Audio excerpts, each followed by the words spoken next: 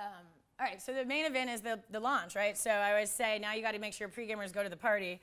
And so you got to make sure they show up, they're on time, they're high energy, they're outgoing, they're committed, and they're trying to get other people to come, right? So that's your ideal like pre-gamer crew. And you know your product still needs to do the rest, right? So you can have a crappy product and do all this stuff, but at the end of the day, you put the product live. That's ultimately going to be your kind of your salesperson. So the product does need to be high quality, and it needs to work for people, right? So, but you also can do a lot. You can see how much you can do to kind of put your product in like the best, give it the best odds possible of kind of opening strong, right? So you can see we only had 500 people on the first day. So if you're ever feeling bad about your user numbers, just look here. You know, we started with 419 on day one.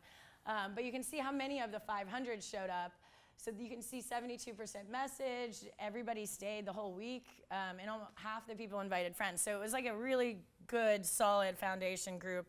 And we didn't even do a launch party. We just kept telling them, hey, November 12th is when we're going to launch. And so we really, like I said, we kind of used our pregame crew to kind of launch the app for us in a way. So we did this we've done this for every city launch. So you can see in New York, we have a pre-party. This is sort of 30 or 40 people upstairs. This was 300 downstairs. We kind of took these people and herded them down. We did this again in London. We've just now launched a bunch of other cities like Atlanta, Miami, Philadelphia. And we still do like invite, you know, press and early people early so that we do have that kind of pre-party feeling so that it's never sort of totally empty right when the party starts. That's kind of the worst. And you know, when the party's good, you can kind of tell when a party's good, obviously, right? But you can also tell when a product launch is good. I mean, the same metrics apply. So you know what to look for. You know what's going to be measured. So now you can kind of reverse engineer each of those metrics and figure out what you can work on with your pre-gamers to make sure those metrics are all being hit. Awesome. So that was sort of my story of just how we got the league off the ground. I know I didn't talk much about fundraising or anything else like that, so I'm happy at this point to take questions on anything. I don't know how much time I have. How am I doing on time? 30 minutes? Oh, nice. Okay. I'm getting faster at that one. All right, so we have plenty of time. Yeah? Yeah, they're actually online. So if you just, so you can see here, I did it. HustleCon is this conference for non-technical founders, and so I did a presentation. I did this presentation there, and I think it's on YouTube. So, and I think it's on SlideShare, but I can have them send it out. Yeah. So July, you put the app on the market and on a wait list. How does that work? No, we probably submitted to the App Store around. End of July, August, and then we didn't open it till November. So we kept it because we wanted to. We do regional launches. So the app was already there, and all it was sign up and put your profile yeah. in. All right. Yeah, it was just sort of the sign up flow, and then people had to wait. Yeah. How did you control who was coming to your parties to make sure that it was the correct demographic you wanted, and not just anyone who wanted something free?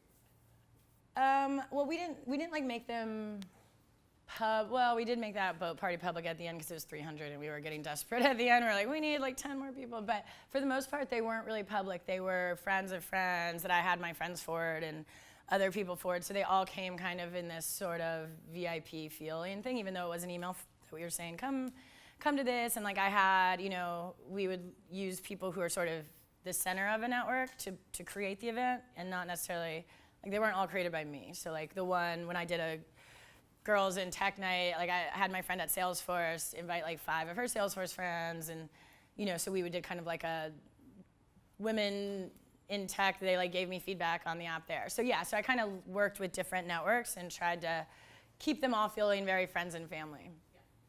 Yeah. So how these apps like changes by like city? Because if you compare San Francisco to Miami, it's like the demographics are quite different. Yeah. In terms of like professions, like what people do for fun, or what they're even looking for in relationships. How do you translate the model? This model seems perfect for a San Francisco setting, you know, like very tech professionals, very achieving, a lot of CEOs, a lot of. You'd be surprised. Like I would say, Miami is an example of one of the most entrepreneurial cities, like in the U.S. If you actually look at the number of like small business owners, so there's actually a lot. Like I would say, our 30% of our Miamis are like self-employed or starting, own some, whether it's restaurants or, variety of kind of small businesses. A lot of people own, let's say, it's like a different type of entrepreneurship there, but it's still entrepreneurship, right? So we think of it like that. It's like just because the industry portfolio is different and there's not as much like hedge funds and there's not as much VC and tech startups, there's more entrepreneurship, there's more like food and beverage, there's more hotels, and so kind of making sure that every time we go to a new city we're investigating the kind of local economy and then making sure. You also code, right? I have not. I coded that first algorithm, but it's no longer in use. So no, I don't code anymore. I know, sad, but we've built a lot so that you can be pretty like, as long as you're somewhat technical, you can still kind of make quite a bit of changes to the app. So yeah, we've done a good job of modularizing it so that the business people can make changes without having to kind of go into the code base every city we launch. Cool. Any other? Yeah. What were some of the tools you used to target people that had the demographics? It's a good question. I would